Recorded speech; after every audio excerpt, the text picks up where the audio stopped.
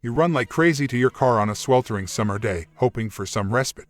Nothing is more annoying in these conditions than a malfunctioning car air conditioner. These problems can occasionally be just indication that the air conditioner in your car needs Freon. In this short video, we examine the various signs that it's time to recharge the air conditioner.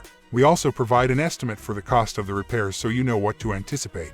It's the Car Problems YouTube channel. Subscribe and let's get started. AC clutch doesn't engage. Pressurizing the contents of the compressor, clutch engages when the air conditioning system functions properly. The familiar clicking sound that indicates it's engaged lets you know it's happening. A low level of Freon could prevent the clutch from engaging. Nevertheless, blown fuses, weak ground connections, and malfunctioning engine coolant temperature switches are also frequent causes of this issue. Blowing warm air. The car's air conditioning system exists solely to maintain a cool interior. The first sign that something is wrong with the system may be that the air gets warmer or just doesn't get as cold as it used to. The air should get warmer as the system's Freon content continues to drop. Before adding Freon, you should perform some diagnostics, as a malfunctioning condenser or compressor may also be the source of this issue.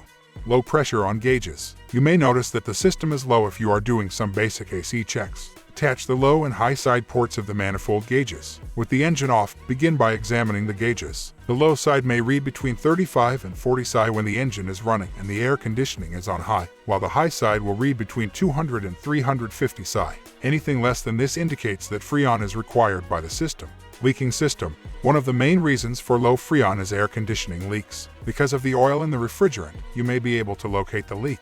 On the surface, it may resemble lighter colored grease. Inspect the accumulator, fittings, condenser, pressure lines, and other parts for the presence of this oily material. Wipe it down and see if it reappears if you believe you saw it. Of course, it's always possible that Freon's death was more sudden. A leak in the hoses, seals, or fittings can cause the Freon to deplete much more quickly. Occasionally, a white cloud will appear from the leak's location, and you may hear a hissing sound as pressure is released. Low sight glass reading. There are sight glasses installed in certain cars for the air conditioning system. It's easy to determine when the car needs more Freon if you have this setup. The Freon on the high pressure side is visible through the sight glass. When everything is working perfectly, the clear fluid will flow freely through the line. There will, however, be bubbles when the system is low. It is safe to presume that the sight glass is empty of Freon if there is nothing inside of it.